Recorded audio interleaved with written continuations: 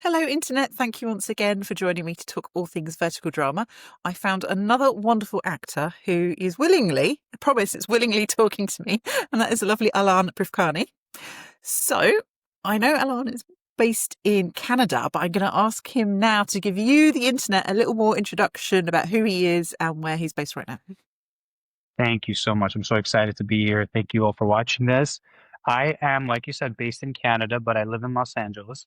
I've been here since 2009. My brother and I came here for an acting program. It was a 3 or 4 year program that we graduated in, and I have been here ever since. I've been very lucky to stay in Los Angeles in the nice weather.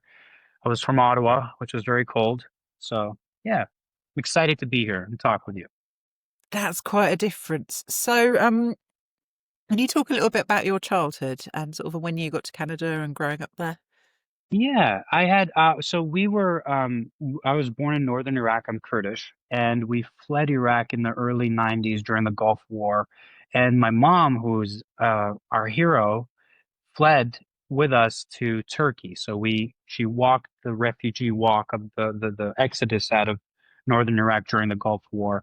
And then we stayed in Turkey for a few years while we were getting sponsorship to Canada as refugees. And thankfully to Canada, we were able to have a home there and start new. And that's how I got to Canada in terms from Iraq. Yeah. So I have both worlds now in my life that I value and I appreciate very much. Yeah. So your mum is clearly an amazing human being. How many of you was she taking on that trail? And what do you remember what ages were you? Yeah, we were 4 boys. She had 4 boys. She had one that was 5. I think Ravan, the youngest, was attached to her back with just a scarf. Yeah. And then I think our grandmother was with us as well. And I was holding my grandmother's hand, and my older brother was holding my grandmother's other hand, and my mom was holding the third son. And we just went, and by the way, with like none of our stuff because we had to run away. So Yeah. that was, and she, this is cute. My mom was cute. My mom's cute. She's like, I was running away, so I thought I'd wear my best shoes. So she wore her favorite heels, and Oh there's, no. yes, and she was like, Oh, oh that's my, painful she was in walking. so much pain. She was like, there was nothing left of the shoes, and she's like, I should have just picked, but it Oh, was cute. She was a baby. She was so young. Yeah. So we were like, I would say, I think, oh God, I would say maybe I was like 7 or 6. My older brother was 8, and the other ones were 5 and 6 or something as well. Like we're 2 years apart. We're very close. Yeah. and if you don't mind me asking, was Canada always the main option, or were there discussions of sort of other places to It go? there was Europe. There was Europe countries. I think Sweden might have been an option. England was supposed to be an option, but I think my mom and her family had visited Canada before, and they really liked Canada, so it just sort of worked that way. So they were like, Canada would be a good place to be That as makes a sense. place. You've Yeah. got some sort of personal memory of like, okay, I've been to Canada. Yeah, I have good associations with that. exactly. So once you're settled in Canada, when does performing come in? Was that something were you in school plays? How did that come into your Oh, life? it's so interesting. My brothers and I, we learned English from watching movies. We'd watch like the Disney Channel and YTVs. We'd watch cartoons because when we'd go to school, it's funny. We all act in life, but we didn't want to stand out from classmates in school. So we wanted to enunciate words accordingly, like the Canadians did. So Mm. we didn't want the Arabic or Kurdish accent. So we would perform. So that was just sort of a survival thing. But I was shy from acting for many years. And then I played soccer for a while. I did very well in soccer. And then I got injured. And then my older brother was doing modeling and acting. And then I was like, so that's when it happened. It was much later. So it was Oh, in my early 20s that I decided to go for acting. But I'd watch Titanic. I remember I loved Leonardo's haircut. I was like, this guy's a oh, stud, good hair. right? Then I'd Good go home and hair. I'd Yes. go in the Peak hair bathroom in and Titanic. and it was just like I'd do the performance with Rose in the mirror, and I was like, I hope nobody heard me. So I would do things like that. That was my secret acting that nobody knew about, except my older brother was like, I know what you're doing because I'm doing the same thing. Yeah, I see you. yeah. He's I like, have it's my shift. Yeah. I have to ask about soccer because Yes. I'm a football fan. Oh, What was your position? What was your? I was a striker. I was a Ooh, forward, but I also played midfield, so I was a right winger and a striker.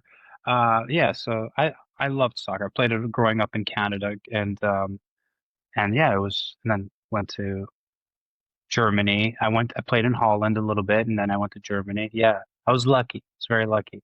yeah. But they're And were you good. kind of like what was your thing? Were you like the big striker who gets in the way and is always heading the ball? It's like just get it to Alan, or is it more of a you were dinking around defenders and what was your what was your style?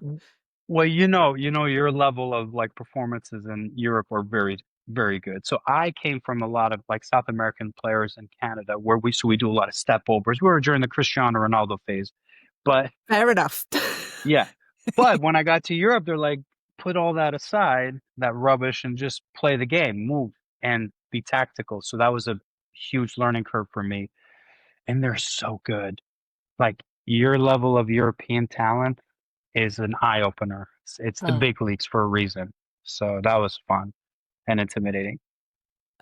So Well, so to your funny point, this will make you laugh about soccer. I'll be brief. But I'm very fast, and then I my skill set was like 3% compared to them. But the defenders were Brazilian and they were really, really like talented guys. So they would tell me, listen, just be at this specific corner of the field if you see me with the ball, and he'd be like right back. And he would cross that thing 700 miles an hour, use me as a pole, like a post. I would yeah. just close my eyes and he'd smash it off my forehead and it would go in. None of it Wow. was like my skill set. It was all them. They were like, I was a utility. So I was either a false nine, so they would be like, go fatigue these two defenders so our main star scores. So Yeah. that was me. I was just like a little like Tasmanian devil running around. I love that. Yeah. I think that's Yeah. awesome. Yeah. And there's nothing wrong with being speedy. That's what Michael Owen had, speed. So Oh, and he was half Canadian. I vaguely knew that. Yeah. Hopefully he went for Yeah. England because there's always that thing, isn't it? But Like, ooh, who could I'm they gonna go to be? England. Yeah, it's like I'm going that way. Yeah. We Um, understand. so obviously you'd always had a little bit of an interest in acting. When did you then take it more seriously? I Like think I what's the think process? after I think after the injury in Europe, I decided to like take a reflective moment in my life and be like, what is it that I really, really love? And I think that was the moment where I was like, I need to go and do what I love, which was acting. That was that specific moment. And then when coming to Los Angeles, we looked at the schools in Canada as well as Los Angeles and New York. And there was a school in Los Angeles that really caught our attention because it was connected to the actor studio, Uh, but it was an old school called Theater of Arts, and it was like Drew Barrymore's grandfather helped oh, train Lionel. all these. Yeah, Yeah. and it was close to the Egyptian theater. Uh, So all the actors before they performed in the 20s would go into our theater, rehearse, and then go to the Egyptian theater for the main performance. So that had a lot of like soul and life and history. So I wanted that. So that's when we went in, and we dived right into theater. We had voice training, everything, every single thing you could think of. Singing, oh God, I had to sing. I don't know how to sing. Yeah, that's not your thing. that's When not the my musical thing. vert's coming, I we're not first in line, is what we're saying. they'll use me. Maybe I'll be like the blind and deaf and like the one in the corner somewhere. They'll be like the grandfather. I'll play the grandfather that's dying, so he can sing around me. Yeah. So it sounds like that kind of the appeal of where you studied then was part of the legacy of just that Hollywood legacy, and obviously something like the Barrymore family where it's been passed down, and yeah. Yeah. So, first Oh, paid acting gig. Do you remember that? okay. I just want because you should know this because you're James Warwick. Do you know who James Warwick is? He was our Yes. president of our acting school. So he was, Oh. yeah, he was our sweetheart, and he looked out for my brother and I and cultivated us, as well as Cody Kearsley, who's done a lot of stuff. Like he's been in Daybreak and some other TV shows, and Cody and I went to school together too. And but James Warwick was our sweetheart, and he brought oh my God, he was in the Rocky Horror Show as the film. Yeah. Who's the lead in that? Oh my God, Tim what's his name? Curry? Tim Curry came to our school. We Oh. met him, and and Alfred Molina came to our school. Yeah, so we met him, and then anyway, so I'll answer your question now because that was part is No, relative no, to this. that was a really good tangent. That was an important Yeah, tangent to go down. yeah. So we Yeah. had good people to look out for us for Yeah. performance and acting. Yeah, yeah, I guess it stops it feeling too out of touch as well, doesn't it? When you're working with those people and they're there. You're like, oh no, this is possible. These are real people. yeah. So yeah. So my first job to your point Mm. was Robert Rodriguez, the director. He Big did a director. show called Yeah, he did a show called Matador. It was a soccer show that was on his network called the El Rey Network. And um, Alfred Molina, a week before that, before I booked that gig as a soccer player on that show, showed up to our school, gave us some advice as actors, and he's like, I was hiking all over LA before I could make it, and da da da da. And he was just trying his best to. So he's like, don't give up, everybody. And then lo and behold, I get on set, and he's the president of the soccer club as the character, Alfred Molina. So I went up to him like, Mr. Molina, and he's like, bloody hell, you've already made it. Because he saw me on stage, he's like, oh my God. And he's like, come on, have some cake with me. And I gave him a big hug, and I was like, I'm here with you. So it was so cool that he is, he's very full of life, very sweet. So that was my first gig. I got to be on that show, and I got to see Robert Rodriguez. Is it Gabriel Luna, or I forget his name, but I'm he's a on. big actor Yeah, today. Gabriel Luna. Yeah. He was our lead, so it was fun. Oh, Yeah. wow. And that's kind of lovely. I love when there's almost that full circle of you'd left soccer and then you end up in acting. First job presumably got partly because of the soccer. So Oh yeah, they auditioned us. That's how I got it. They're like, let's see if you're really. And I was like, oh, I am. And then so they're like, all right, you are good. Well, we'll take you. I was like, yes. But they gave oh, us Under Armour cleats, and they were like the plastic, the ones that you put on those Barbie dolls when you were a kid. yeah. They were so painful. So yeah, it's like we could barely run on them, but it's okay. Yeah. Ah, so that's an amazing start then, isn't it? As like first thing. So I can see that was 2014. So what hmm sort of jobs did you find were sort of around after that? What kind of In work as a acting, working actor in LA? Yeah. I so I did a lot of short films and things like that, but because when we graduated from school, our visas needed to be renewed as you gotta because we're internationals. So I Yeah. started applying for my green card, and that took years. So I actually took a hiatus for a while after that because I wasn't able to work.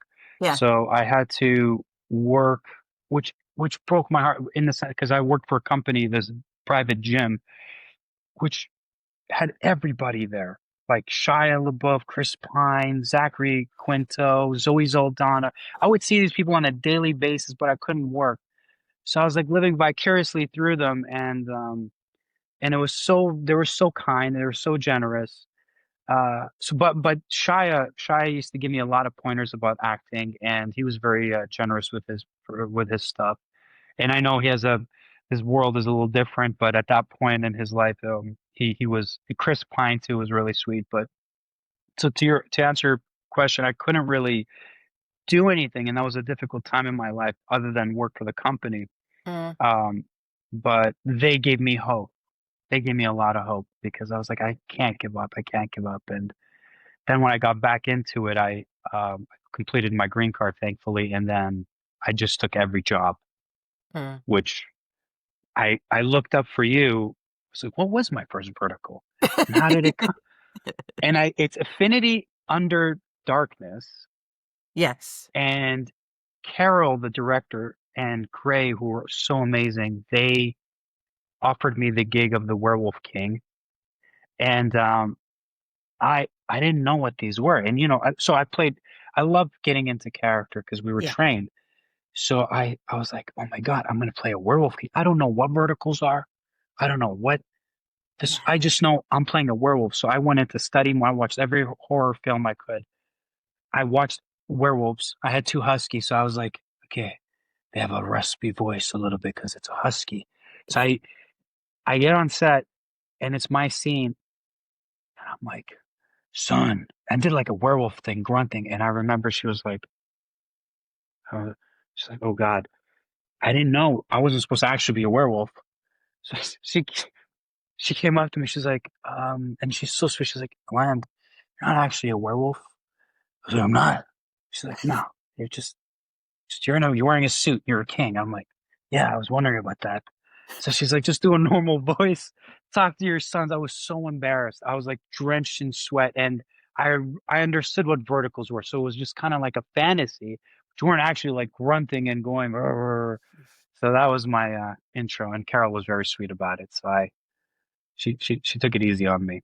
But I remember looking at the young producer too. He looked up like, because I think you were ahead of your time because it's gone a bit more that way. You were just a pioneer, and we hadn't quite caught up to. We weren't quite ready yet for.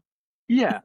And you can hear me do like I'm so embarrassed looking at that. I sweat when I see it, but I do a weird silent startle, and I was like, oh boy, they kept it. So there's proof of it too. There was a little bit of so yeah. Um, just going back to obviously when you were in that period where you couldn't work, what was kind of the advice that say one of the people gave you that's really stuck with you? Is there one that's Oh really stood out? yes. Okay, so I'll tell you. So I feel like I always play monsters. So I had a play that I wanted to do because I couldn't work, but I could do plays because there's no job, there's no money in it. Yeah. And there was a director who won an Academy Award for a short film that there's short film Academy Awards, and he won for a film about Palestine and Israel back then, way, way back then, No. and relatively to I guess today. But he won. I wanted to Frankenstein. He was wanted to do a play, and by the way, it was a musical. I didn't know this, but so I was like, oh my God, perfect. I want to be Frankenstein. This is it. I'm gonna go fully dedicated into this role, and I meet him. He doesn't even look up in the audition. I do this like 2.5 page monologue of Frankenstein. And then he's like, all right, thanks, bye. I'm like, well, that sucked.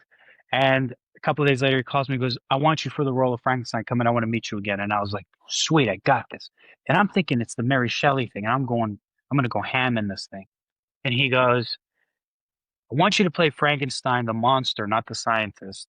And then I want you to do it in your underwear, and I want the entire audience to see how all the other actors are going to say you're hideous, but you're kind of decent looking because you're fit and handsome. So that's going to be the kind of the joke. And I was like, and then he goes, oh, and then it's going to be a musical. And I was like, well, I'm sorry, what? I want to do this seriously. I want to do this. It's the live line. And I was like, what? And he's like, yeah, this is it in your underwear. I was like, oh my God. I was like, give me a couple of days. I need to go. I ran away. And I saw Shia at the gym, and he saw me like brooding in. He was like, "What's wrong with you?" I was like, "Hey, man, I'm supposed to do this Frankenstein play, and it was supposed to be like dramatic." And he's like, so he's listening to the whole thing, and I was like, "God wants me in my underwear. I gotta sing. I don't know how to sing. I don't know how to dance. I gotta play the monster. I gotta make weird grunting noises." And he's like, "I'm not kidding you. Are we allowed to swear on this thing? I won't swear." You are allowed to But swear. Do not worry. Go for it. okay, so he goes, "Do you want to be an actor?" And I said, "Yes." You want this? You want this in your blood? And I said, "Yes." He was like, then if you want in your fucking underwear, go in your goddamn underwear and you shake that ass and you make it into the, and I'm paraphrasing it. Well, my eyes dropped down. He goes, you have to, if you love something, you do it without judgment, Mm. especially our world. And I was like, you know what? You're right. I was like, I should just do this. So he really, he said some other things I won't mention, but it was intense. But I was like, he's right. So I called him and I said, I'll take on the role. Mm. And man, oh man, it was such a intense experience because one night I forgot my underwear, the prop underwear, and that's the only thing I needed to wear. And I was like, "Hey, boss, I forgot, but I got my Calvin Kleins." And he's like, "You can't wear your Calvin Kleins." And I was like, "But they're underwear." He's like, "You're Frankenstein." He's like, "Go upstairs into the old wardrobe. Looks like it hasn't been touched in 18,000 years." Yeah. He's like, "See if you can find some underwear." I'm like, "I'm not going up there in the dusty." And he's like, "That's your only choice." This happened. I found underwear, but there were women's underwear. So I was like, hey man, he's like, put them on. I was like, but put them on. So I put those on. And we used to have like 3 crickets, 1 mouse, and maybe 2 old ladies that would come watch our shows. There's nobody in there. Yeah. But that night, people showed up and there was some old lady sitting up front and it's very intimate. It's 2 feet away. And I'm on my one knee holding one guy as Frankenstein. And I swear one of the ladies said to her friend, she goes, I have the same underwear. I'm not kidding you. I remember holding him and going, it was incredible. I was like, oh my God. And then the director's like, what'd you learn? I was like, bring my underwear. He's like, good, got it. Be prepared. She said That's it. I such couldn't believe like a it was teaching amazing. moment, isn't it? Well, you won't forget that again now, will you? Yeah. And she's like, he's wearing the same underwear. That's actually a really good story to lead into verticals with, or actually you've just got to go with it, because obviously you've done a good range of ones. You've done kind of mafia ones, you've done a demon one, and I don't think there's actually been many demon ones. Werewolf as well. You do seem to have cornered the market in Werewolf King. They obviously had you back for that. Which I want to start with Forbidden Desire, My Mate is Stripper, because actually I was rewatching that when we talked about it and realised it's one Yeah. I watched last year, ages ago. And it's a really good one. But you can't be that much older than Nick Ritacco. So I know you're playing the stepfather rather than the father, but I was like, this seems a little brutal, the casting on you. They destroy me. It's not just that. There's other ones too, but like Nick, that was the first time I got to work with Nick, and I love Nick. And Francesca was incredible. She was our star. She's an incredible actor, and Carol was my first director, so she hired me for that. Yeah. And actually, I worked on that gig. I'm okay. This is gonna sound terrible, but I turned down a lot of these Yeah. because I'm like, but when Carol calls me, I say yes, ma'am. So when Carol's like, look, you're going to be playing this guy's dad, but you have a redemption story. And I was like, oh, interesting. And I was like, but Nick who's so sweet when I first met him and so talented, of course. And he's done, I don't know, at that point, he did like 90 of these things. So I didn't know he was like the king of verticals at that point. Him and Eric and those guys. This is new to me, but to them, they've done a lot. But Nick's mom, it was so sweet. Nick's mom was like, we took a picture together and we sent it, and she's like, wait, this guy's playing your dad? she's like she's like, yeah, that's my dad. And she's like, guy's like your twin brother, what are you talking about? And I was like, thank you, mom. Nick's mom made me feel so validated. I was like, yeah. But Nick and I had such great chemistry, as you can see on camera, and he's so generous, and Francesca's so generous, and actors that are generous, you feel it as an audience. And of course, Carol, our director, was incredible. So I was so happy to do that. And I try to do a little bit of a New York accent, a little bit. I try to make him a little bit mafiosa, but yeah, it was fun. It was No, fun. I think, did I answer your question? Yeah. yeah, no, it did. Yeah, and I think it's a really good one. And I think actually I've seen a version of the Chinese original as well. So I think it's one that rings a bell, where it's kind of the same plot of she's gone undercover to get revenge for her mother. It's the kind of, but yes, it's a very, very good one. I need to. Yeah. Yeah. Then I want to ask you about Demon's Kiss, because Yes. I've just watched that and love it. It's fantastic, and it's one I don't know how I missed. Yeah. It's really different because actually it's kind of succubus and demon, and I mean you get to go for it, don't you? I See mean that. that is a pretty awesome costume and an excellent evil laugh you do. Can I say? Well, the mustache drove me nuts. So like the funny thing with that was like the director is I love him so much. That was such a wonderful, and he's like to your point, he's like, I want that. He's like he's like an actor's director. So he's very theatrical and he wants you to be uninhibited. And he's so hands-on with the actors. Just Mm. the last one I just did, he hired me again. The most recent one I just finished, where I play another werewolf for him. But he's so generous. I hope you interview him. I love him. I'll send you his full stuff. Semi. But I always like talking to he's people. incredibly gifted man. But so he was like, Alan, I have you this, and I was like, I'm not doing that with a mustache. What are you crazy? So he's like, I'm like, what are you talking about? I don't want to look like the same character as with the tail and the horns. I wanted to make him like, I don't know, like Al Pacino and the Devil's Advocate. Yeah. And he's like, no, this guy's over the top. And then he's so creative. He goes, each time you're on set, I'm going to give you a different mustache. And I was like, oh God. So on every single they put so much glue on my face to try to get that thing to stay because I was so um cartoonish with my Yeah. reactions because it wouldn't stick. So sometimes it just Oh, like I can see hang. where as soon as you're moving your face, it's gone, isn't it? Yeah. It was hilarious. So they gave me so many different like variations of in the makeup artist. I was so sweet. She was like trying her best to, but he just lets you be. He lets you have that, and he lets you really let go for that character. And because I trust him, I was able to do it. And of course, I worked with Christina before, and Amanda was the first time, and they were lovely. Again, they're so talented. Daniel was again a sweetheart, and my character was over the top. I was just a crazy cuckoo demon boy, man. But I think that's why it works, though. I think you need the OTT. Actually, sometimes it's good to ground it, but sometimes it's like if you're playing that character, you've got to go big. It's like go big or go Yeah, home. I think with that one, isn't it? You've got to. yeah. So, um, so obviously you've done verticals in 2023, in 2024. How have things changed with kind of just being on set? The reaction to verticals in 2025. What changes have you seen in the industry?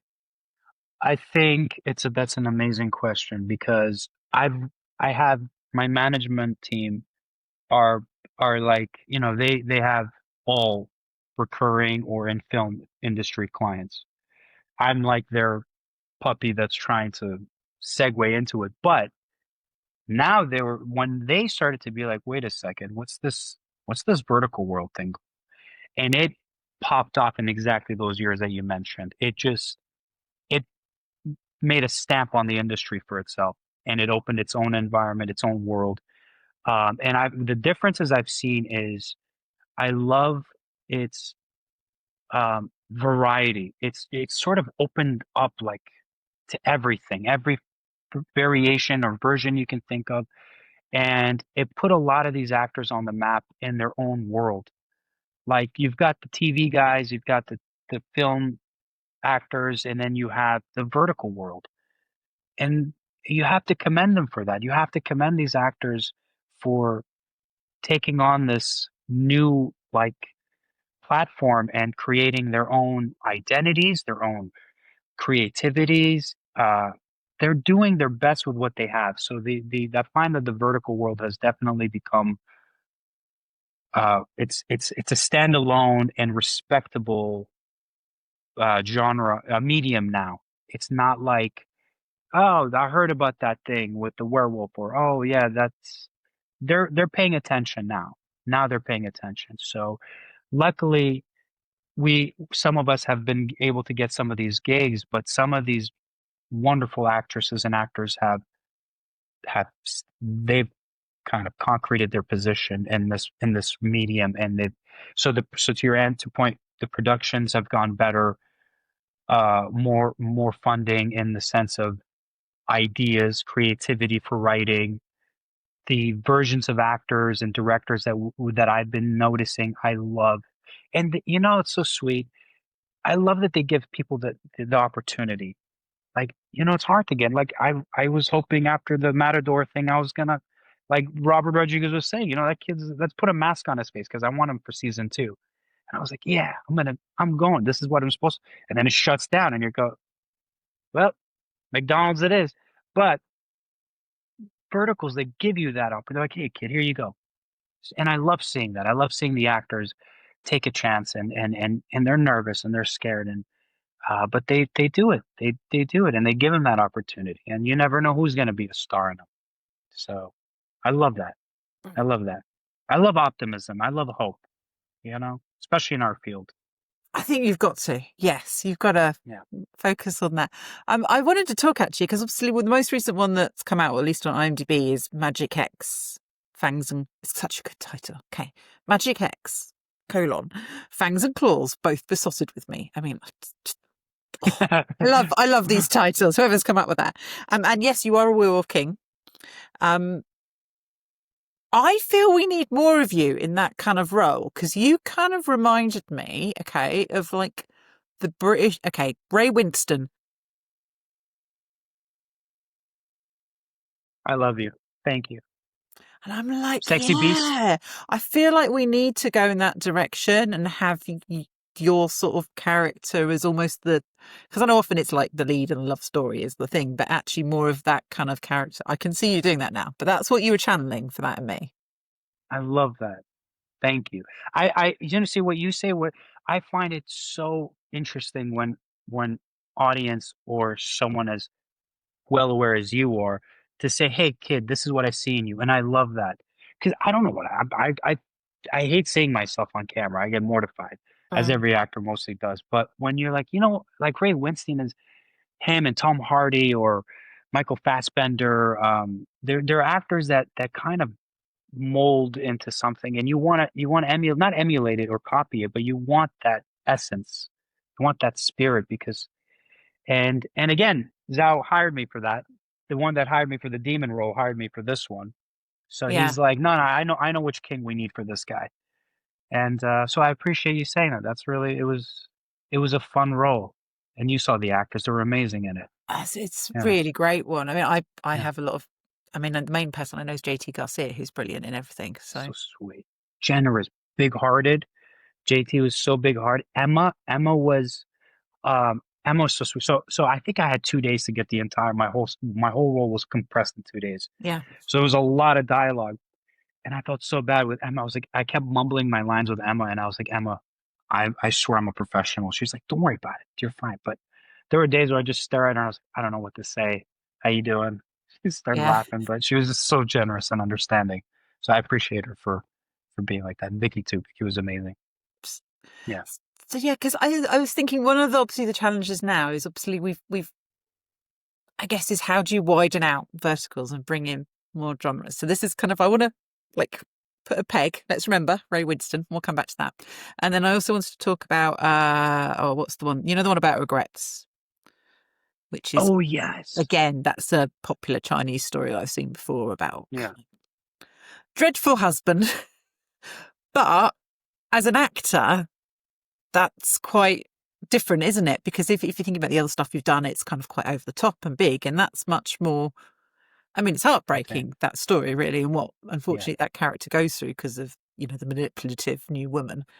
Um, that must be quite nice as an actor to get that sort of role in a vertical. Does that make sense? I'm thinking just from an acting Absolutely. point of view, it's like, oh, this is good. Yeah, Yeah, and it was like my first actual protagonist role because typically I'm the antagonist in these things, and this was like my wife was the villain, and I was sort of not really understanding what's happening. And the director again, she was incredible. She was so sweet to me, and entrusted me. Uh, and then the daughter scenes were difficult, like you were mentioning. So it was very that was very emotional that day for everybody. And yeah, it was very like so softening. So see, to your point, like with the Ray Winston thing, just real quick, I can access those characters much easier than like when I see Eric or Noah, and I love them very much. When I see them do, I find romance is so hard.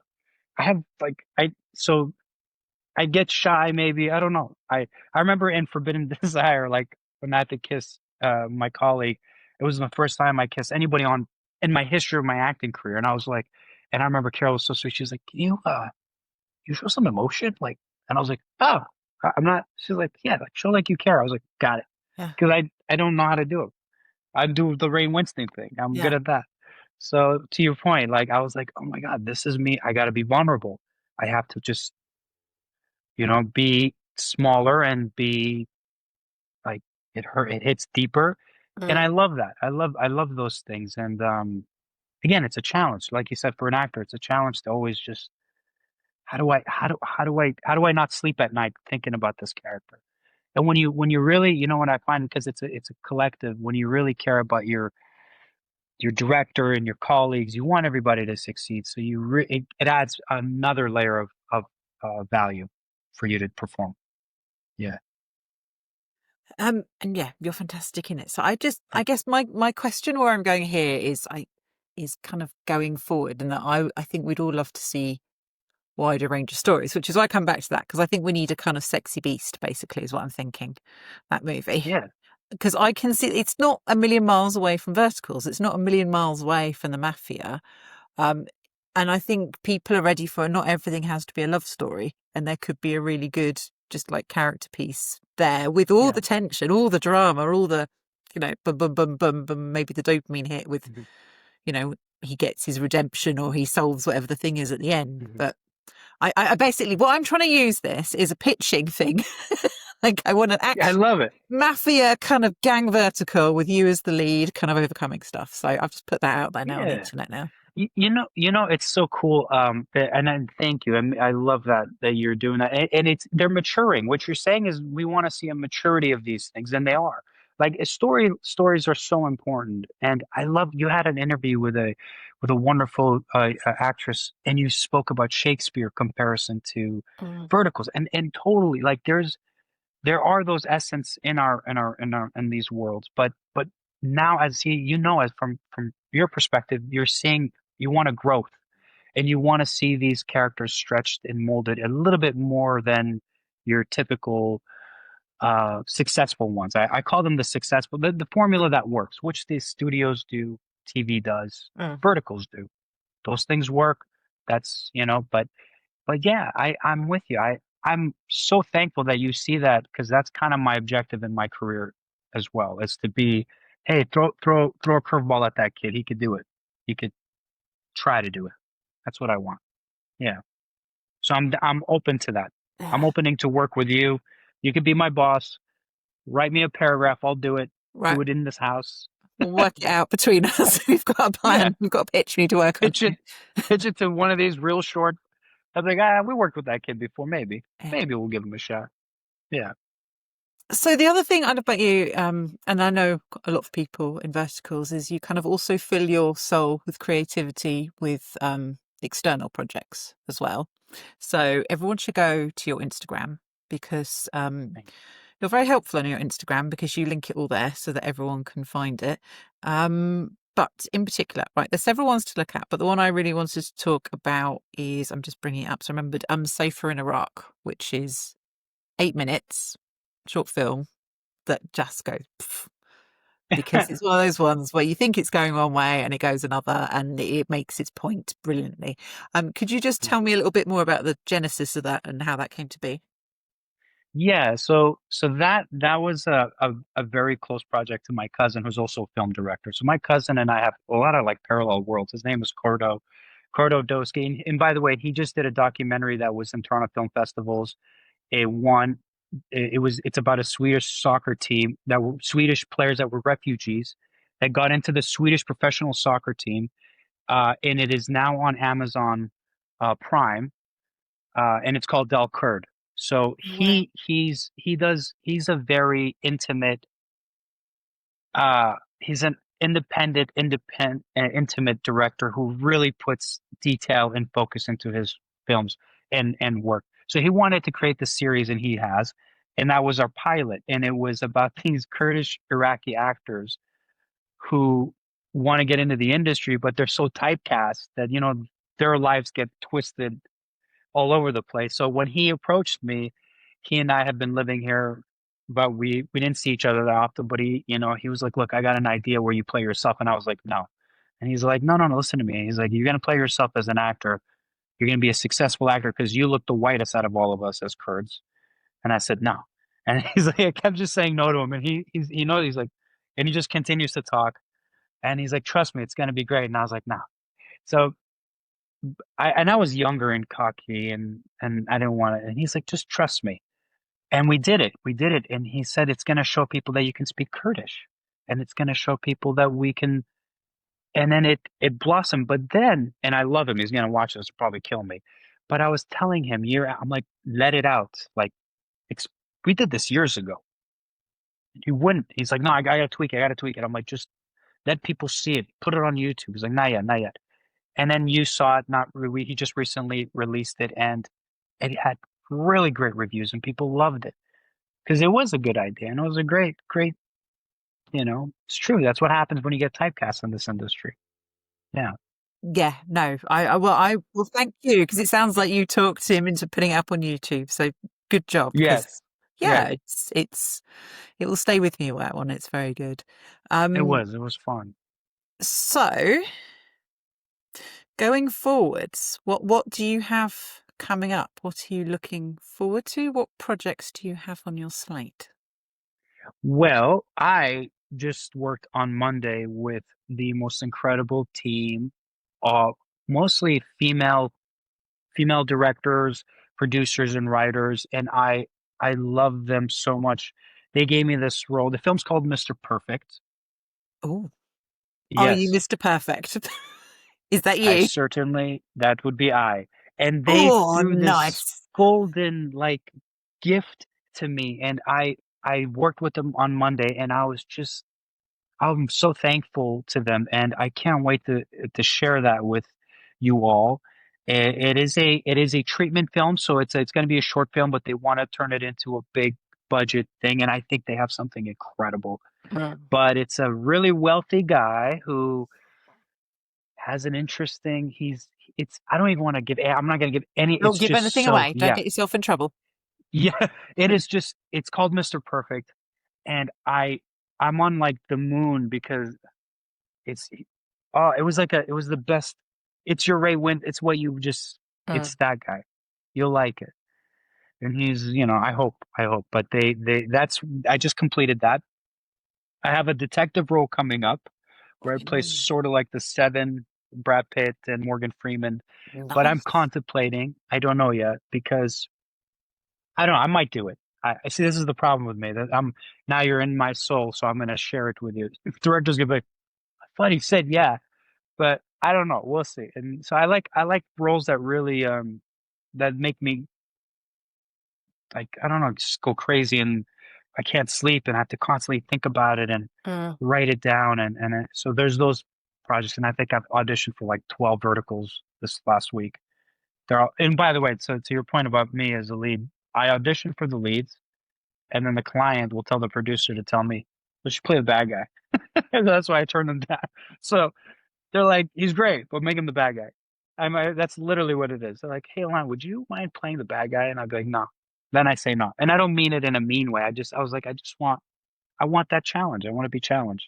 Yeah, Yeah. that makes sense. Or maybe be Nick's twin in a movie. And then it would be like the twin Oh, brother, yes, that would work. right? You and Nick could so The do twins, rivals. like a Or, psychological thing, and yeah, yeah, this would work. Nick and I, or Eric. I'd love to work with Eric or Noah, but I think, like, I worked with, oh my gosh, can I tell you this about Seth? Because Seth is a sweetheart. Seth is so handsome and beautiful in real life.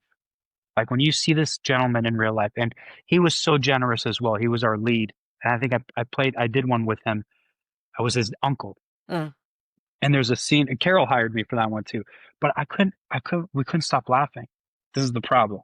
So, so he would come in and I would come in. And then I was like, look, I can't do this with you, man. So I was like, you look at my forehead and I'm going to look at your chin. Because we couldn't look at each other in the eyes. As Yeah, soon as we looked at each other, we cracked up. yeah, And in the beginning we were kind of like, he's a very good actor, so he kind of didn't want to be close to me because he was in his character. I was just like eating candies and he had to be, shirtless. So I was like, you got to try this bar. It's still, he's like, I don't. So to tie to Nick, Eric, and Noah, I'm certain I'll probably make them laugh purposefully to drive them nuts on set.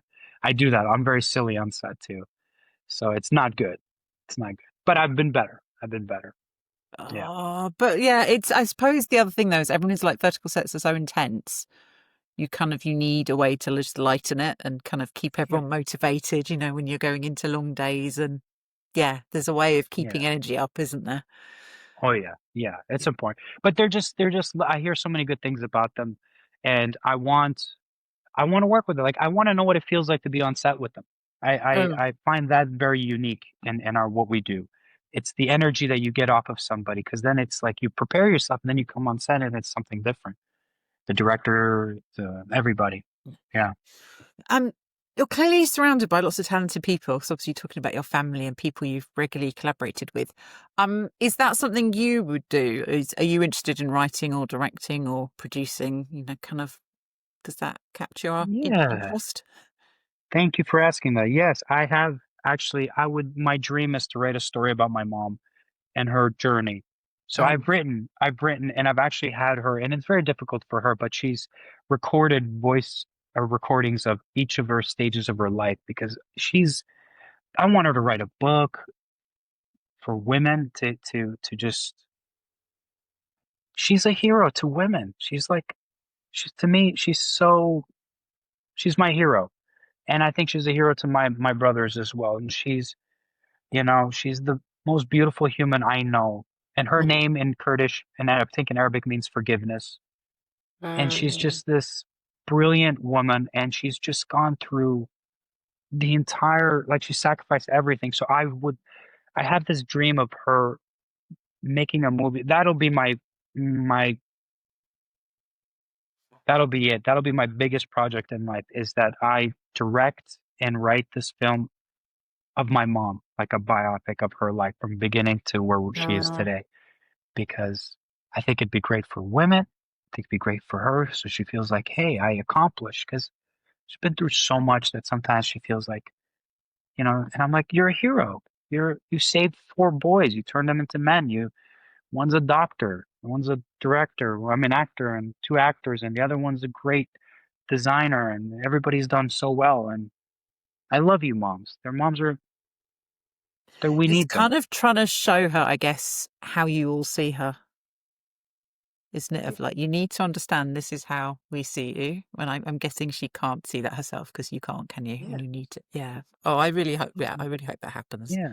And I I've would be, written it. I've written, like, I've got the intro, I've got the stages, but my brother and I, he's like, we're gonna do this, we're gonna do this. But I was like, no, I want like a full production. I want to like raise the right amount of budget for it to do it right. mm, yeah, And I think she'll be very proud of it. And of course, it'll have the Kurdish cultivations, the Canadian, and her background is so it's really good. We need more. Oh, and I know you've mentioned this, and this is because we're talking about women empowerment. mm, I love to see verticals, and I thank you for bringing these up. I want to see them more empowering the female roles, mm, the leads. yeah, I want to see less like the one I did with Tyler. I don't remember the name of it. It's terrible. But I had to like slap like 7 people in that, and they're all women. And I'm like, oh God. I was his henchman. I was Pete, yeah, and but I would love to see not that. I'd yeah. love to see, like, Emma's character was very empowering in the one that we did. She was like That this was, fierce. yeah, it was a Yeah, welcome I want thing. to see that. I want to see that. I'd like to see more of those. Yeah. I'd be very happy to see that. Because I mean, as we've established, let's go back to your mum, women are icons. So Yes. you know, do you know what? Someone messaged me today about there was some female character in a vertical panicking in a situation going, I don't know what to do. It's like, no woman would do that. Every woman would be, your mum's like, this is what we're doing. We're off. So yeah, it would just be nice to, well, both and for the male characters as well, just to Yeah. show a bit more of the grit that humans have. I think the concept is it's trying to be sexy or like domineer, Mm, and it's the vibe, yeah. but it doesn't need to be like that. I'm telling you, I find it so hard to be romantic, and that is such a great challenge. It's not a bad thing. Mm. I think I'm romantic, but I just don't know how to do it on TV and camera. Like, and I find that so exhilarating and exciting, and I think that would challenge so many actors to open up a layer of themselves that could just bring a dynamic to a character, especially the female lead roles. And they're, I mean, I have to tell you this too. They have what is it when you say a lot? The brunt? Is it the brunt? Like Brunt. Yeah, the brunt. the Perfect word. brunt of the entire Mm. character is the female roles. They take on all their emotionalities. I have colleagues that I've helped with their sides for their tapings. The guy's like, "What are you doing?" No, she's going through 5 different emotions in one page. Mm. And it's like it's a lot of work, and you got to honor and value and respect that. And I'm like, man, my auditions are pretty easy. I just got to pose, lift an eyebrow up, turn. They have to like cry, anger, happy, love, sexy, da da da. And I'm like, holy moly. Yeah, we have to start recognizing and giving more respect and affection and honor. And like you said, the word icon, we need to make it every role iconic. Yes, that's what I love. I'm See, serious. Yeah. um, what was it? there's a really good phrase about I would love to have, and I don't think there's many characters at the moment in Verticals, but where you can mythologize a character. When a character's so great, it becomes like that. And that, like in Game of Yeah. Thrones, obviously, whether they're good or bad, characters are iconic. And Yeah, yeah, that would be my dream for Verticals, that we get to that. And then maybe, then they reoccur in other Verticals, but we build to that absolutely. level. Yeah. I mean, look at Charlize Theron or Kate Blanchett. Kate Mm. Blanchett is like I don't know. If something happens to you when you see her on, it's just you melt from her Mm. talent. It's just and a lot of these female leading actors and verticals are so talented.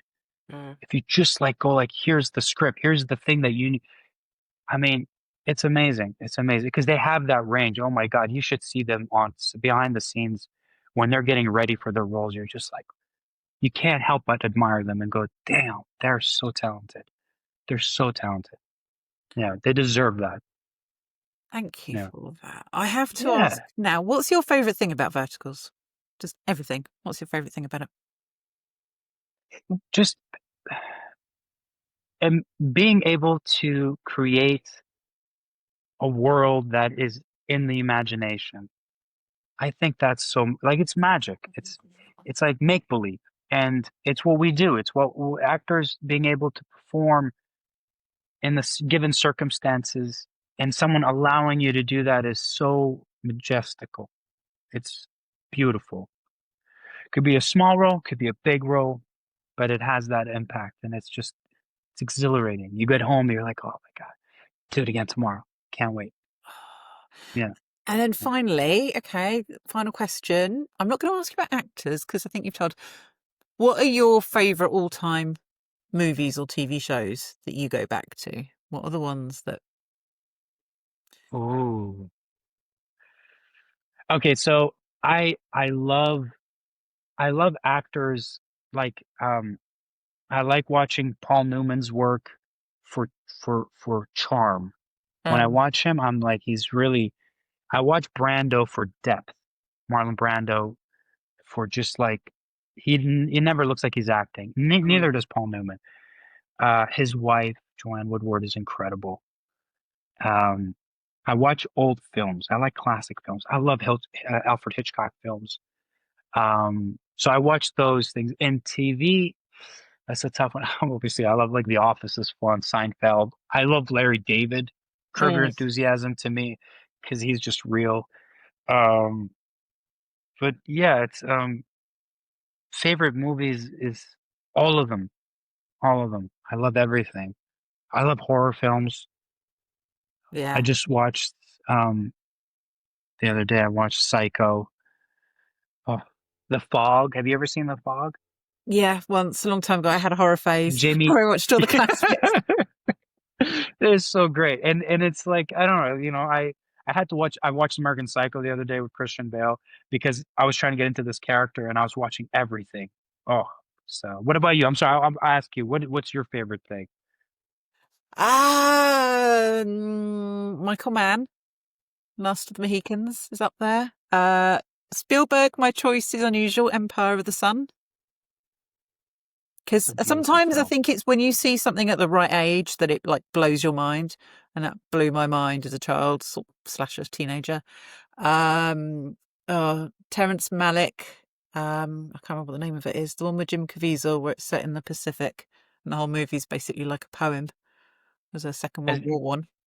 The Thin Red Line or Thin Red something? I Line. think. Yeah, Yeah, it's a poem. It's a poem on yeah, screen. It's unbelievable.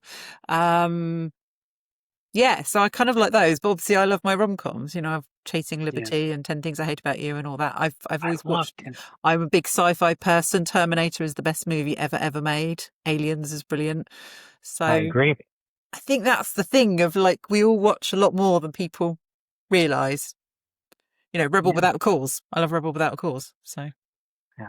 Yeah. It's so true. And I love 10 Things That I Hate About You is so great. I love the movie Signs. I love M. Night Shyamalan's work. I love the directors you mentioned. Yeah, it like you it is a it's just it opens and it's almost limitless. You can't really go it's too many options, but you love them all. It encompasses everything. Yeah. It's Yeah. the joy. It's the joy of the movies, as you said, and I think that's just for me the part of the joy of Verticals. It's a new way of accessing things, and I love the creativity. And I love the fact that you're forced into those creative moments on set because it is so short and it is so tight, and you're there with the glue and the moustache, but you're like, you've got to make it work, and I love that. So Yeah. thank you. Well, so thank you, but look how for you to say that like this to people to see from an for the audience, like I get a lot of messages from some fans that sometimes just it shocks me with how sweet they are. I had one from someone, and they were so sweet, and they said, "Verticals have saved my life. Have I? I've never been happier." I find that phenomenal. It's incredible because I feel the same when I watch a movie, and it's such a compliment, and it's such a sweet thing to know that this resonates with people, and we have to value it. That's what you're saying about mature, making these more Mm. valuable in that sense of writing and storytelling for women empowerment, for male empowerment. It's just bring something that'll because people are connecting so deeply to them, and we have to value that. And I love that. I love that. And A thank you. mustache and glue. Well, thank you for being part of it as well. And I'm so grateful for your Thank time you. and letting me talk to you for an hour. Thank You're an absolute superstar, and I wish you knew how many people are like, oh, you have to talk to him. He's amazing. He's the best. So you. you're I very, love very them well all. thought Yeah. of by your colleagues, just so you know. So Thank you. Well, they know how much they mean to me. They really do. So I thank you. And let me say this about you. You are so sweet. I love seeing your face. Whenever your new interviews pop up, I'm like, you put a smile on people's face, and I hope you never stop, and I hope you continue. And thank you for giving us a place in your world, and it means a lot. And in Curtis, we always tell people that we really care about. You have a place in my heart, so I want to say that to you. oh, thank you. You can make me go Yeah. now. Thank you.